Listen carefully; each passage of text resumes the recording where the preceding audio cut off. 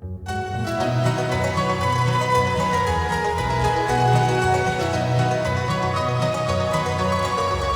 to end with Jared and Taylor taking the plunge.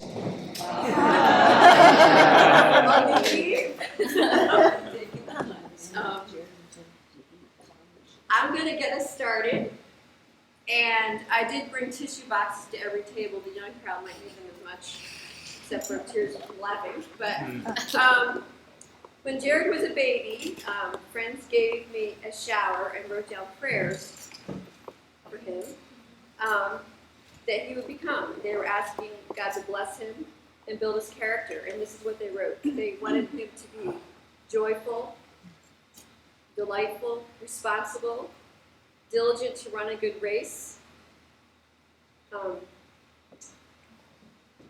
enthusiasm in all he does for the Lord, be an encourager, just, ready to do, and to be excellent. God has been faithful to work this in Jared's heart and in his life.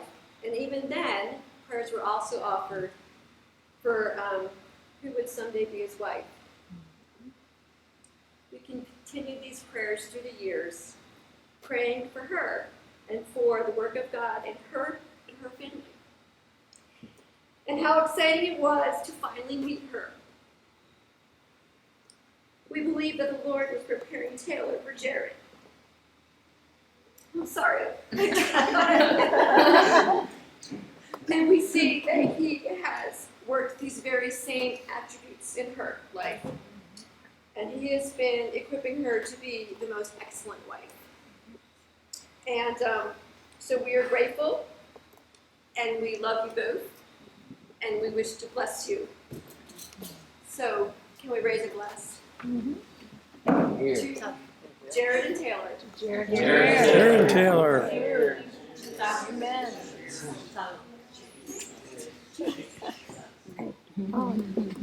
Yep.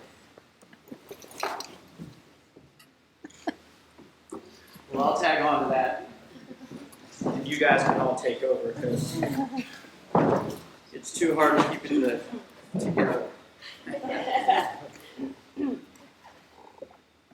Gosh, how can you not watch that slideshow and just be amazed at how similar their lives were in so many ways, yet they were so far apart.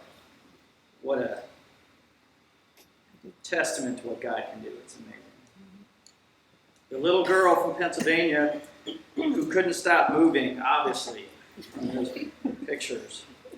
The little boy from North Carolina who lined all his Matchbox cars up in perfect order all the time. Uncle Chris. They didn't even realize as they switched places, they were literally passing each other by as Taylor traveled to Chapel Hill, North Carolina for college and Jared to Grove City in Pennsylvania. The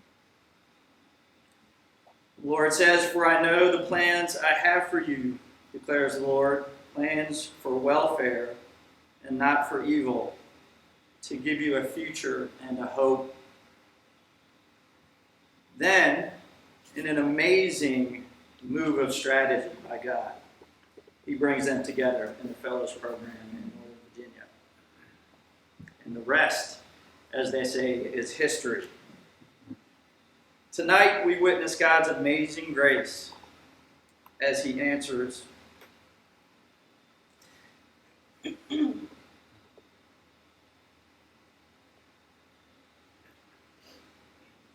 a lifetime of prayer and seeking.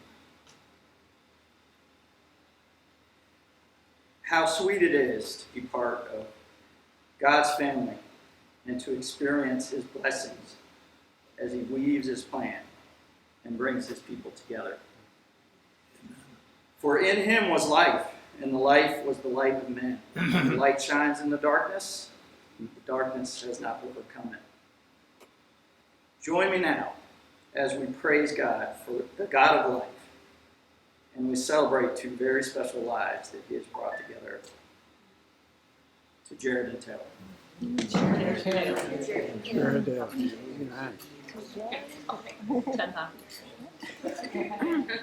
All right, you guys are up.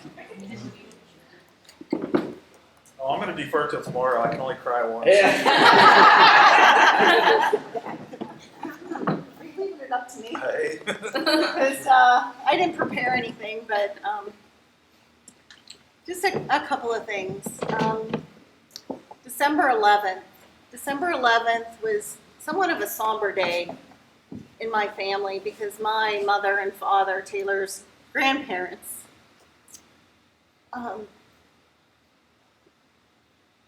had a stillborn baby on December 11th. As a young married couple, it was quite heartbreaking, and it was a test of their faith. However, it was a day that the Lord had made. 30 plus years later, December 11th, 1998, Taylor was brought into our lives the exact same day. Finally, my parents and everybody had a reason to rejoice because that was the day that the Lord had made.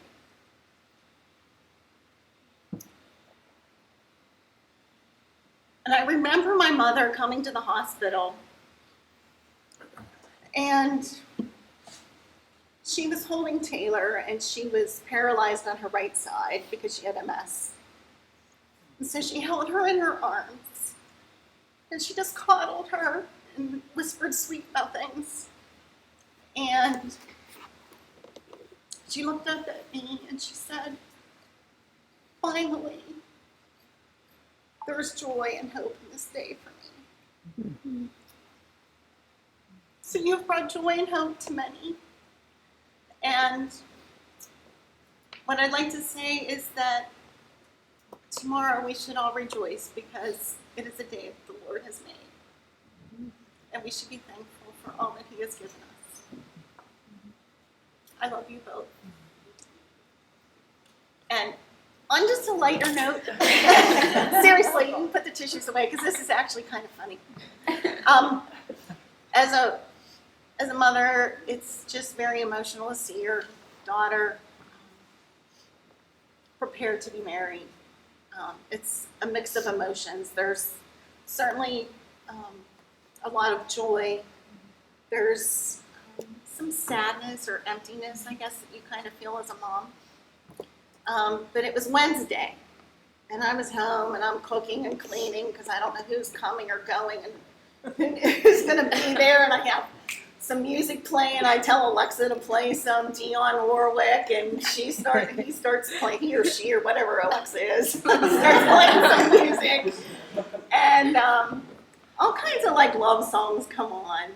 What the World Needs Now is Love, Sweet Love, and then Stevie Wonder comes on, and it's Isn't She Lovely? And I'm kind of dancing and cleaning and crying and all kinds of things. And all of a sudden my phone goes off, and it's Daria. And we have a family chat, and it's called The Real Family is the name of the chat. And so Daria's chat was, "I'm getting ready to come home." Kodak, who's her dog, was kind of moping around because he saw all the bags being packed and was blocking the door so she can get out the door and all kinds of stuff. And we were going back and forth. I said, "Bring him along. We'll put a bow tie on him and he can be in the wedding." Because we know Jared loves dogs. And then I thought just a little bit deeper than that. And I'm like, the real family. I'm like, this is us. How many people have ever watched This Is Us? Love it, right? This is us. So we use this chat for like happy moments and sharing pictures and sharing concerns and sharing this is us kind of thing. And I thought to myself, well, I wonder if Jared wants to be in the chat group. Because this is us, and you're now part of us. So I invite you to join our chat group.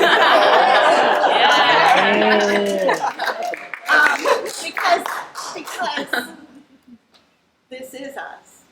And we're here for one another. We're here to share happy moments. We're here to share concerns, and we're here to share when there are tough times. And not that we're a big social media chat kind of family, because we really are, but I'd invite you to be part of the chat if you'd like to be. All right. Well, wait until you come back from Jamaica, though. Oh, gosh. Cheers. Yeah, to the chat group. To the chat. You gotta leave those notifications.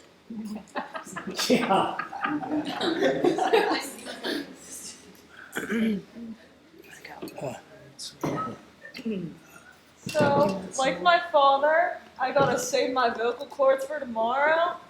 Big old day, big old speech. But I will say cheers to one thing, that Olivia, Taylor, and I, our parents finally let us choose our own haircuts. Cheers. Your own haircut.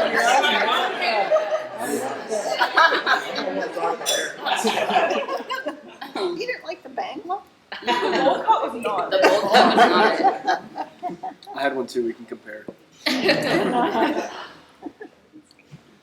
Well, I remember the incident with the matchbook cars. Jared had them all lined up in the living room and into the dining room. It's very precise. And his Uncle Chris came along, and he thought he would help Jared play with them. And so he started moving them around. And Jared wasn't real happy with that, because they were so supposed to be, and that was the first indication of the engineering mind that was coming through. You know, we've always laughed about the orderly mind, yes. And I also remember one of my favorite stories is with Rachel and Jared when we were at the beach together, and Woody and Brian were playing tennis, and they were in a kind of a gated tennis court. And Rachel wanted to go in, and she could not figure out how to lift the lock and the latch on the gate and make. So what does she do? She calls her little younger brother, Jared. Jared, come over here. Can you open the gate for me? And of course he came right over and opened it, because he's got one of those minds that looks at something and he sees how it works, and he does it. And I've already given him my sentiments in an email or in a text, but I said, you know, we're really going to miss him. He stayed with us for 2 months, and it was a very blessed and precious time. And it was just a wonderful chance to get to know somebody that we've watched, and I think of him as a Daniel. He's grown in stature with the Lord, and he's matured, and I've seen that happen over the years, and it's been a real blessing to watch. And Taylor has actually come and stayed with us a couple of different weekends, and we've really enjoyed having her with us and getting to know her better too. And we have a little bit in common in the teacher part of us, because I was a teacher for a long time. So I'm so glad that she's doing that. And we're glad to have you in our family too, the two families.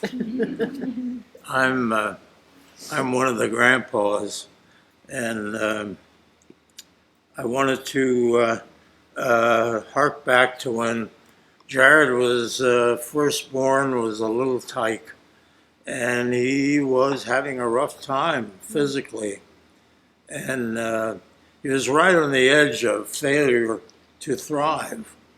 And we got in touch with Deb, and we said, get him to a pediatrician.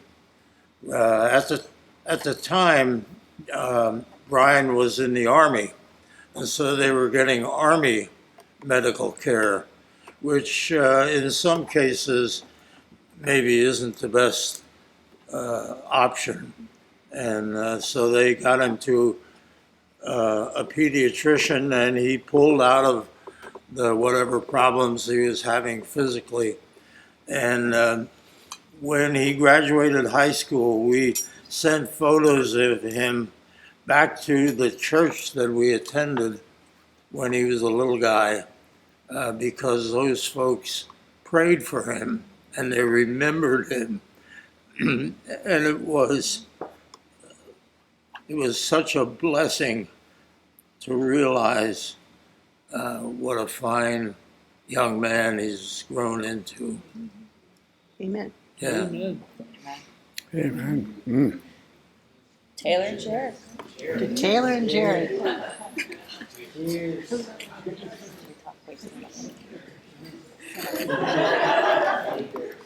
All right, Taylor, I'm going to take the stage. I have to carry my actual cedar. I don't know about that. Taylor, Uncle Dale, and I have loved you since before you were born. And Jared, we've fallen in love with you in the last year. We feel so very blessed to have the title of aunt uncle. You all know I'm Michelle's roommate from college. I'm not her sister, even though we get that everywhere we go. She's my soulmate. So I'm lucky enough to have her family in my life, but I'm not in the chat. I'm not happy about it. We'll discuss that later.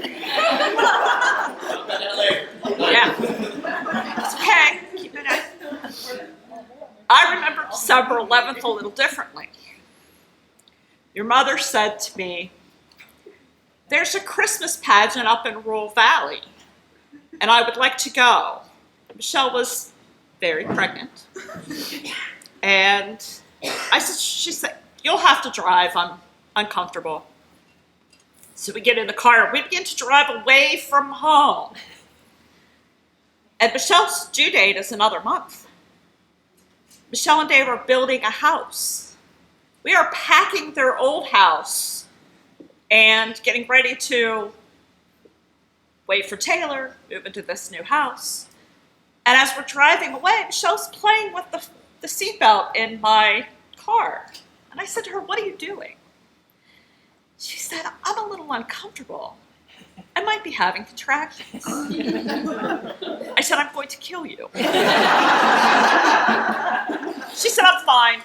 I'm good." We're driving away from everything, you understand. We're sitting through dinner. She's kicking me under the table, telling me I'm having contractions.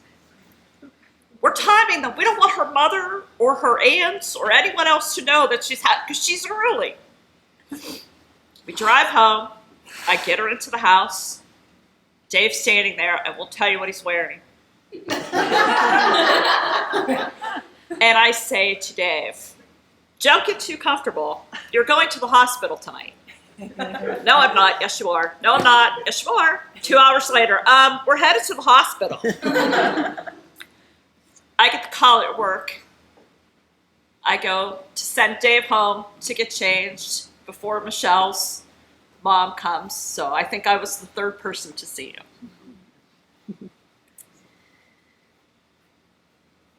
We got to be in the slideshow. So we haven't missed a birthday or Christmas, graduations, all that stuff, because I get to be the aunt. And my husband gets to come along for the ride. Taylor and Jarad will tell you he was the best at, the dance, arama party thing.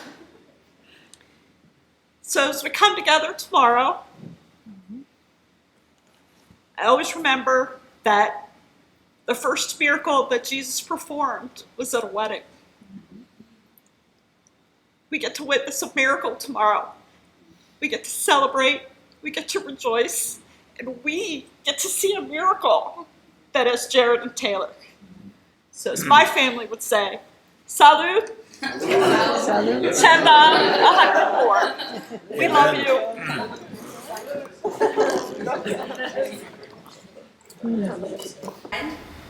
To others, you were incredibly wise. You were so patient. Watching you even do leadership the summer we were gone, I was like, wow, she rocks. I can't believe she's doing that.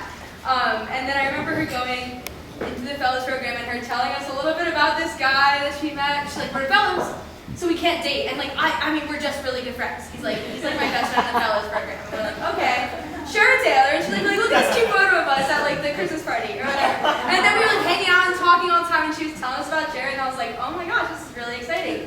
Because one of the things we talked about at camp, I remember just sitting in our cabin and Taylor, one thing I just remember so vividly is her telling us how intentionally she's been praying to the Lord for her future husband. And the Lord brought Jared, and he is the perfect match, whether you believe in that or not, for her from the Lord.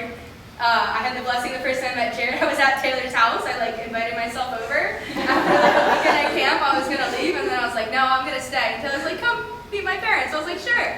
And Jared came up, and then Becca showed up too.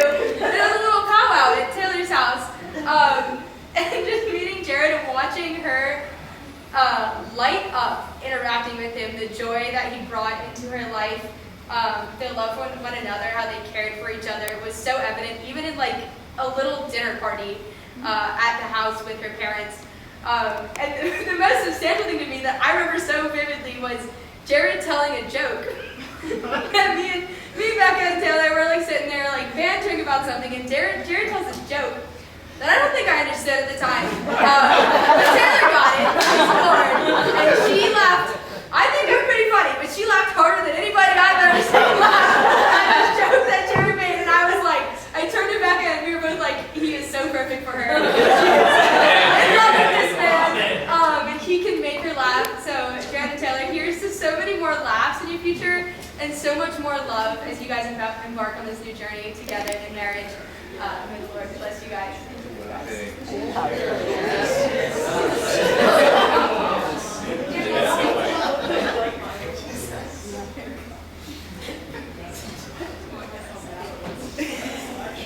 Jared's from North Carolina, and he goes to Grove City to college. And Taylor's from Pennsylvania, and she goes down to the University of North Carolina. And they meet in the Fellows Program, which I had encouraged Jared to go to long before he went to it, and was so happy when he got into the program, and not realizing that that was going to be such a big thing, not only an enrichment for his life, but to bring his life partner. I just, to see how God worked through all that is just amazing. We weren't sure who Taylor's partner was because we're Dan.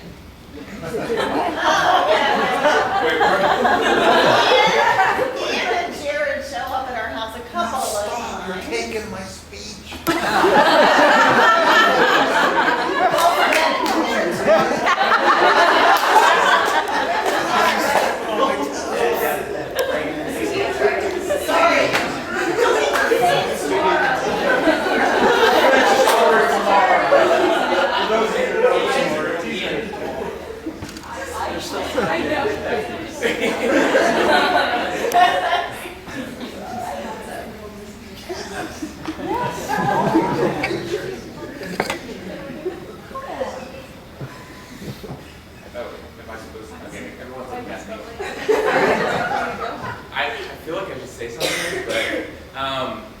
Wow, it's crazy to be here in like full circle, considering like the circumstances.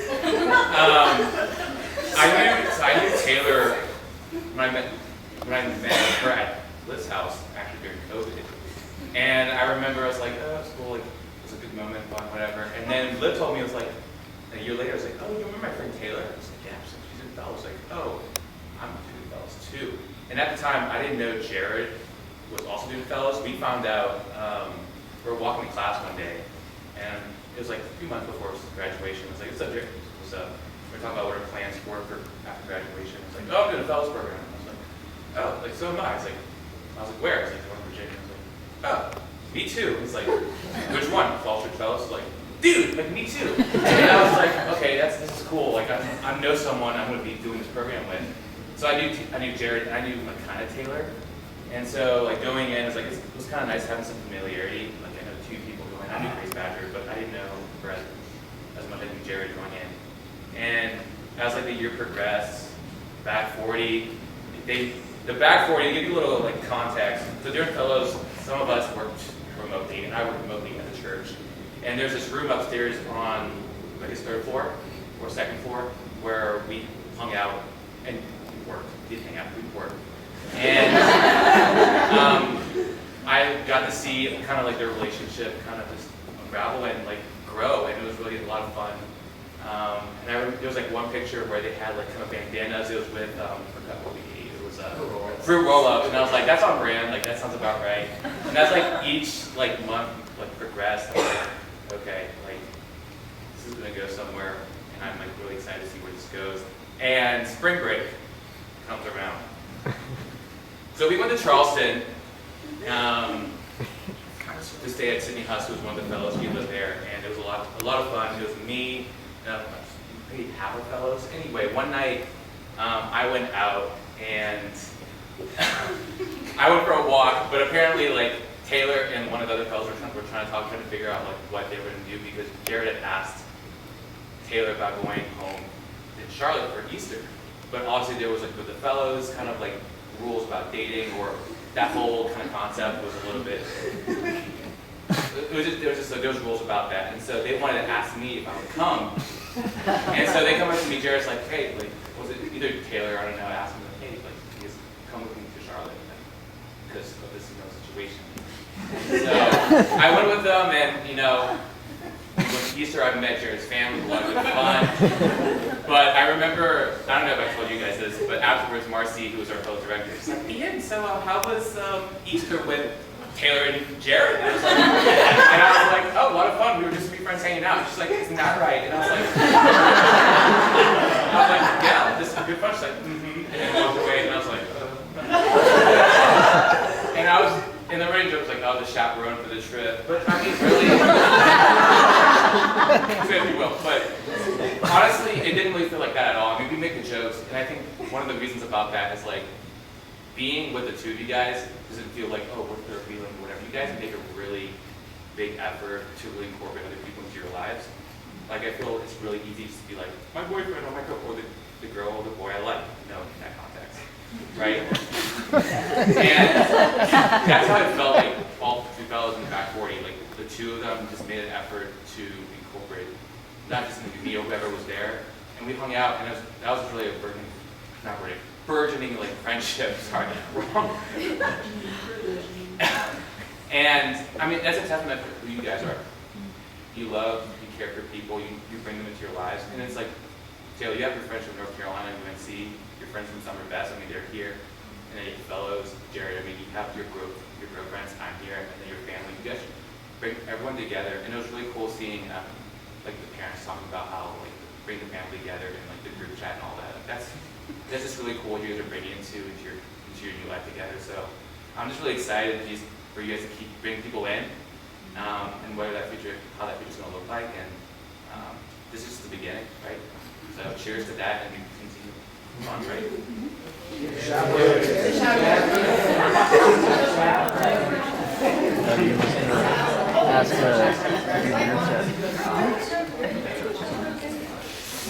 Keep going, guys. I might not say anything tomorrow.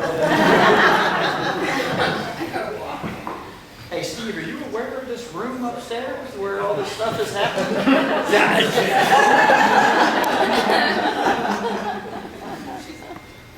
That's a good question.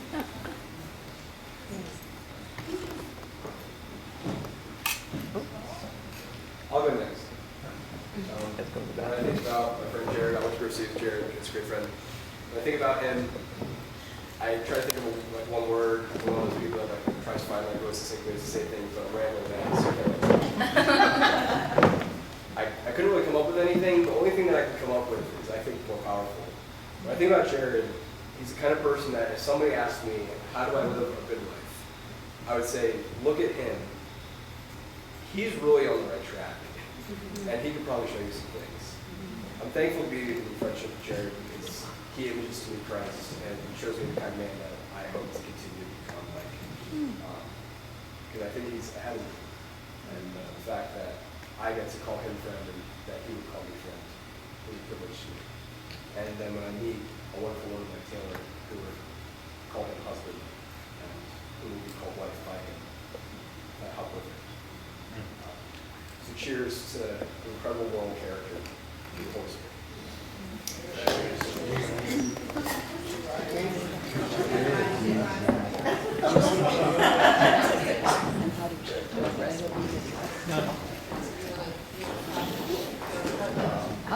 Jared was, I forget how old you were, but he looked trained. And I still remember him being up where we were at the farm in upstate New York, and we had to pull over to some place where we knew a train was coming through.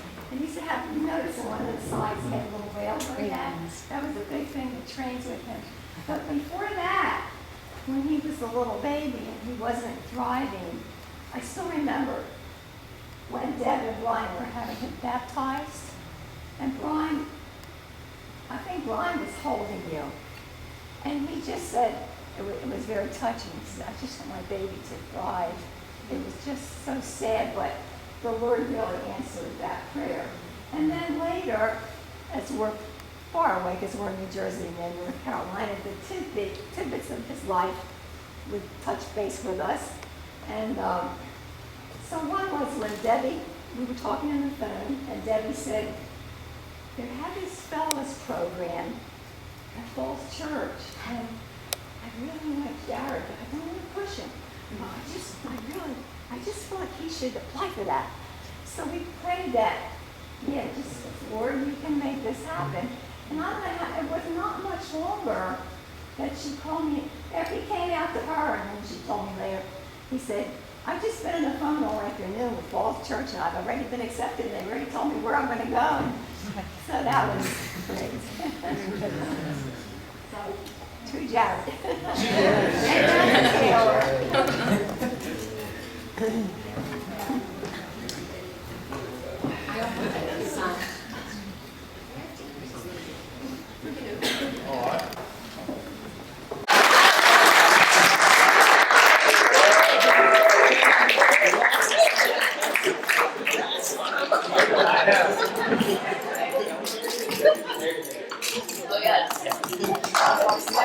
Both long, you know. It was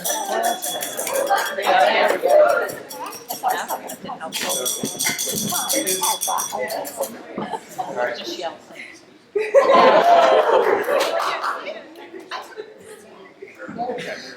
We just want to thank everyone just for coming.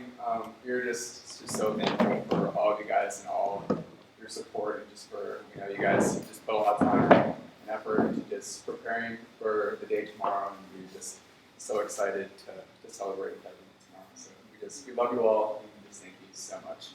Yeah, you all have played a big role in our lives, and we're just very grateful for the way in which you have loved us and supported us and prayed for us.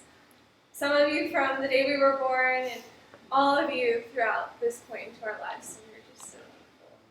We can't wait to just be able to rejoice and celebrate today and tomorrow and the rest of our lives.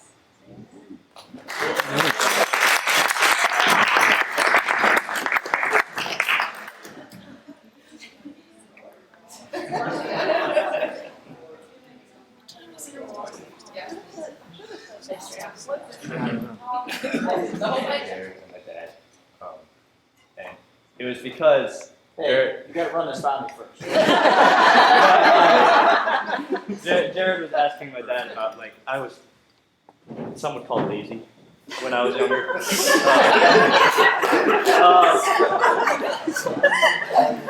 And Jared was just like, he was like, why do you let Ethan be like so lazy? but Jared's working hard, and Jared's always had a good work ethic. But Jared said that, and my dad said whatever. I don't know the answer. I said that Ethan was my favorite son. But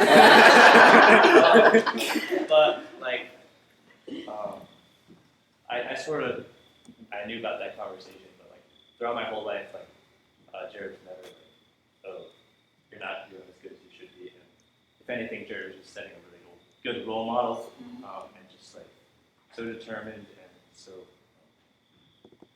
just a good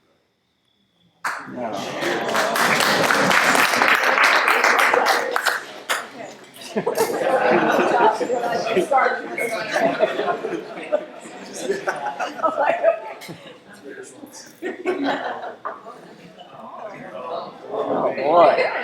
It's the real family. Yes, am I in this one? No, you didn't make the Okay. Yeah, so I'm Aaron, his other brother. Ethan's the youngest, second. me and Jared are only like 2 years apart, so I did a lot of school with him. And I remember, you know, just like, I remember like my whole life kind of looking up to him. Like, he sort of just set the path. And I was like, oh, well, he's my brother. I follow him now. I just follow him around. So, yeah, and I mean, one of the things I always noticed is that he would just kind of do whatever he wanted to do. He wasn't really worried about it. Like, I was always like terrified of doing things and worried about how I look and stuff. Like, I remember one tryout for soccer. Jared was going for a ball, and I don't know what happened, but he ended up just kind of stumbling. He's like going like this. He went like that for like 10 feet, 10, 15 feet. You know, yeah, eventually talked a little, but and I remember my friends kept joking about it afterwards. But I was like, for me, that was one of those things where I was seeing him do that. I was like, he didn't care. He was like, I'm just gonna keep going. And he didn't get the ball, but he was close. But he didn't care. He wasn't gonna give up about it. And you know, it's just one of those things that happened to have an older brother to kind of make me kind of pull myself out of my my shell, being afraid of things. So, I mean, yeah, it's just cool. It's cool to see Jared. I'm just really happy to see him. Find someone like Taylor, and both driven people. It's just awesome to see him as my older brother, to see him set the bar high. Cheers, Jared. Yes.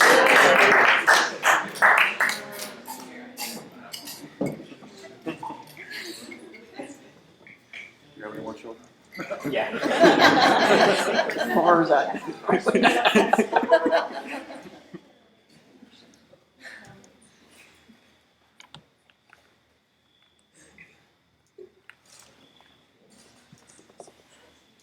Probably as a grandfather, I should say something, and this is all I have to say. And that is, Jared and Taylor certainly have attracted all you people with all the great things you had to say. That says a lot for everybody in this room. It's amazing. What an amazing group of people. And Steve over here is the minister. I think he could probably add something to that from all your experience, right, Steve?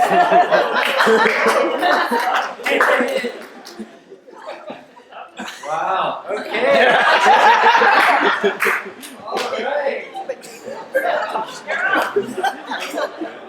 I was planning to save my comments for tomorrow. Defer to tomorrow. That's right. But I appreciate the invitation and just. Actually, I was sitting here thinking, I don't really need to say anything. When I hear what you've said about who Jared and Taylor are, and it tells me something about who you are, and your love for them, and your integrity, your compassion, your faith, your sense of community. What is there to add to that, really? What speaks so much more loudly than any message I could prepare is what we just experienced. And so it just gives me, I think Libby and I will leave here tonight feeling more encouraged than when we actually got here. Because we have known you. And it does give us a sense of what you just said, right? Like every one of you shared something that points us to God's sovereignty, to His love, to His redemption. That story you shared is a beautiful, powerful story of redemption. And I think we'll leave tonight feeling like we know a little bit more about who He is and His love for us than we did when the evening started. And so that's a tribute really to all of you and your love for God and your love for Taylor and Jared, and of course to you. that something about who you are puts him on display. And so, having said that, I'm not sure what I'll say tomorrow, but I am. There's two of us. I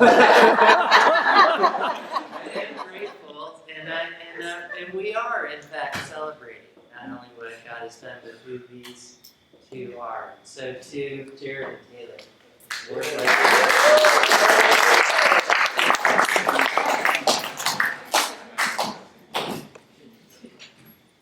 Thank you all for coming, and thrilled that this evening came together what we hoped and prayed would be to honor Jared and Taylor and just have an opportunity for those who love him to share. So thank you.